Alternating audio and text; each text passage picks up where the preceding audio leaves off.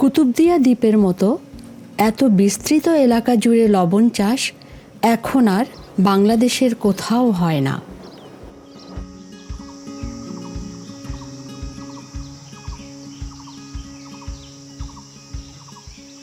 দৈনন্দিন জীবনে লবণের প্রয়োজনীয়তা অস্বীকার করা যাবে না এবং এর সাথে জড়িত বিশাল জনগোষ্ঠীর জীবিকার বিষয়টিও অত্যন্ত গুরুত্বপূর্ণ। কিন্তু আমরা কি ভেবে দেখেছি সনাতন পদ্ধতিতে এই লবণ চাষ সার্বিকভাবে জীববৈচিত্র্য সহ মানুষের শরীরে কী ধরনের প্রভাব ফেলছে?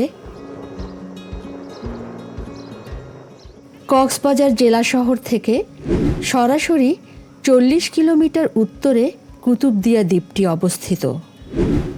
মাত্র 4 কিলোমিটার বিস্তৃত কুতুবদিয়া চ্যানেল দিয়ে বাংলাদেশের মূল ভূখণ্ড থেকে এই দ্বীপটি বিচ্ছিন্ন। সাধারণত কক্সবাজার থেকে চকরিয়া হয়ে মাগনামা ঘাট থেকে ট্রলার বা স্পিডবোটে যেতে হয় কুতুবদিয়া।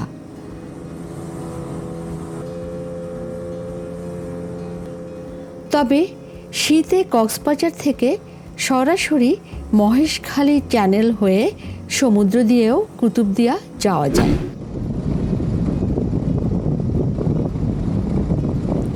জেটি ঘাট থেকে দ্বীপের মাঝে যাওয়ার পথেই দেখা যাবে দুই পাশ জুড়ে বিস্তীর্ণ লবণের ক্ষেত।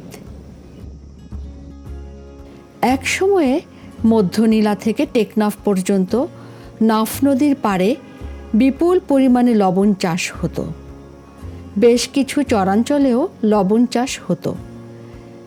এখনও সমুদ্র পাড়ের বিভিন্ন জায়গায় বিক্ষিপ্তভাবে লবণ চাষ হলেও কুতুবদিয়া ছাড়া দেশের আর কোথাও এত বিস্তৃত লবণ চাষ দেখা যায় না।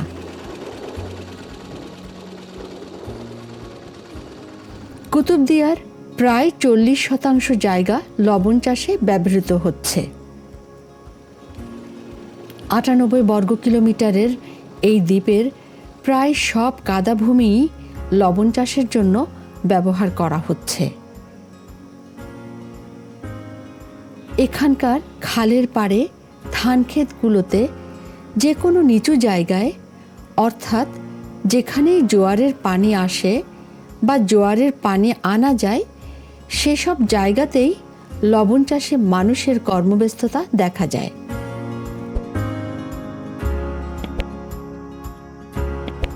এমনকি পরিত্যক্ত বায়ুবিদ্যুৎ কেন্দ্রের মাঝেও চলছে লবণ চাষ।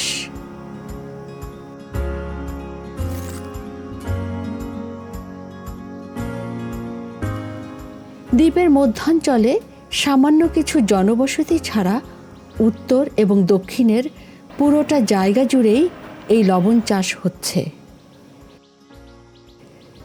সাধারণত নভেম্বরের শুরুতে লবণ চাষিরা লবণ ক্ষেত তৈরি শুরু করে এবং এপ্রিলের মাঝামাঝি পর্যন্ত লবণ চাষ চলে। সনাতন পদ্ধতিতে এই লবণ চাষের জন্য প্রথমে কাদাভূমিকে স্থানীয় পদ্ধতিতে তার উপরিভাগ সমান করা হয়। তারপর মাটি কিছুটা শুকিয়ে গেলে ক্রমান্বয়ে রোলার ব্যবহার করে উপরিভাগ মসৃণ ও শক্ত করা হয়।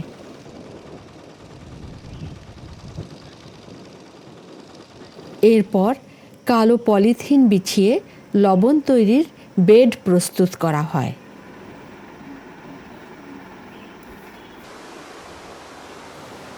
ভরা জোয়ারের সময় খালের পানিতে এই তৈরি করা বেডগুলো ডুবে গেলে সেই পানিকে জমিয়ে রাখা হয়।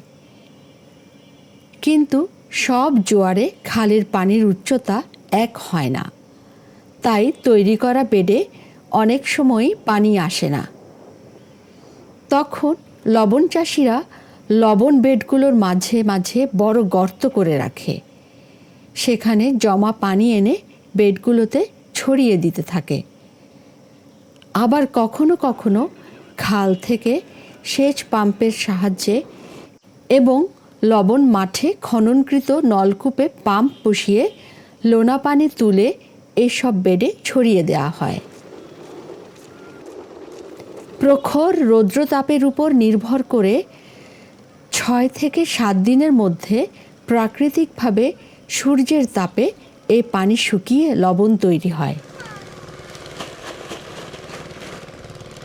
জোয়ারের পানি থেকে প্রতি 20 থেকে 25 বর্গফুট জায়গায় 7 দিনে 1 কেজি লবণ উৎপাদন করা যায়।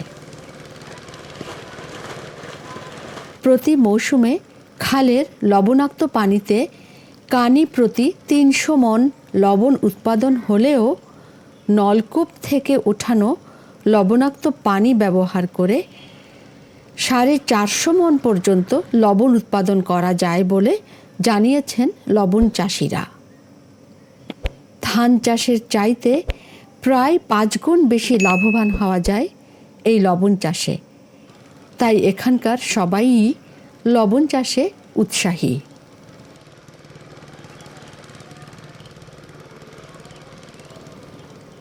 কুতুবদিয়ার উপকূল জুড়ে বড় বড় লবণের স্তূপে 25 থেকে 150 মণ পর্যন্ত লবণ দেখা যায়।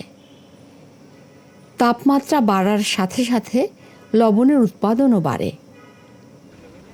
দ্বীপের বিভিন্ন জায়গায় তৈরি করা লবণ এনে আড়তে জমা করা হয়। পরে রিফাইনারিগুলোতে পাঠানো হয় প্রক্রিয়াজাত ও বিপণনের জন্য। কিন্তু এই লবণ চাষের ফলে কাদা নির্ভর সার্বিক জীববৈচিত্র্য এখন মারাত্মক হুমকির সম্মুখীন। নরম কাদায় বিভিন্ন ধরনের মেরুদণ্ডী ও অমেরুদণ্ডী প্রাণীর বসবাস।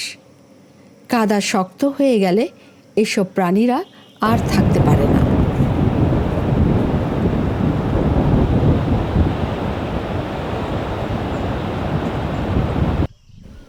নতুন কাদায় উড়ি ঘাস জন্মায়। এই উড়ি ঘাসে প্রচুর পোকামাকড়ের সাথে ছোট ছোট শামুকও থাকে। প্রতিটা দ্বীপের এই খাদ্য সমৃদ্ধ জলাভূমির পরিবেশটাই পরিযায়ী পাখিকে আকৃষ্ট করে।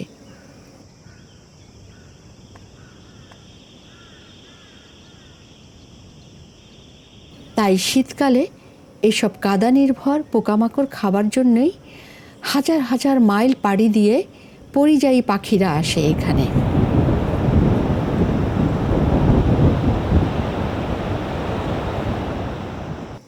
দুঃখজনক হলেও সত্যি যে কুতুবদিয়া দ্বীপের কোথাও আর এ ধরনের প্রাকৃতিক পরিবেশ নেই যেখানে পরিযায়ী পাখিরা নিশ্চিন্তে চড়ে বেড়াতে পারে।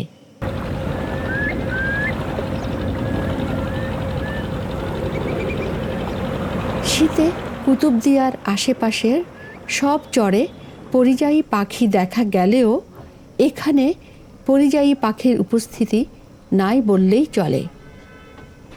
মাঝে মধ্যে 2-1টি কাদা খোঁচা দেখা গেলেও পুরো দ্বীপটি পরিযায়ী পাখি শূন্যই বলা যায়।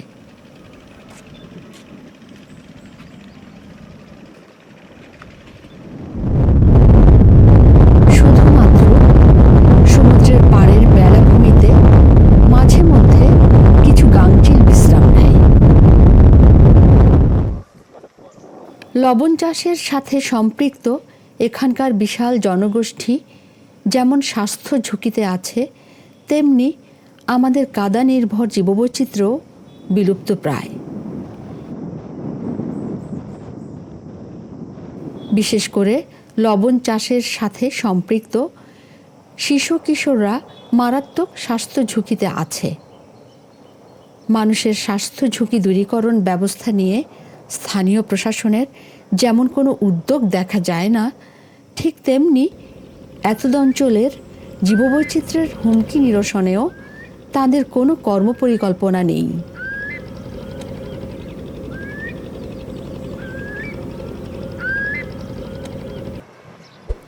সনাতন পদ্ধতির এই লবণ চাষের বিকল্প ব্যবস্থার মাধ্যমেই শুধুমাত্র এই অবস্থার পরিবর্তন করা যাবে। এই ব্যাপারে স্থানীয় প্রশাসনের সচেতন ভূমিকা অত্যন্ত জরুরি হয়ে পড়েছে। তাদের আন্তরিক প্রচেষ্টা ছাড়া এই অবস্থার কোনো পরিবর্তন করা সম্ভব নয়।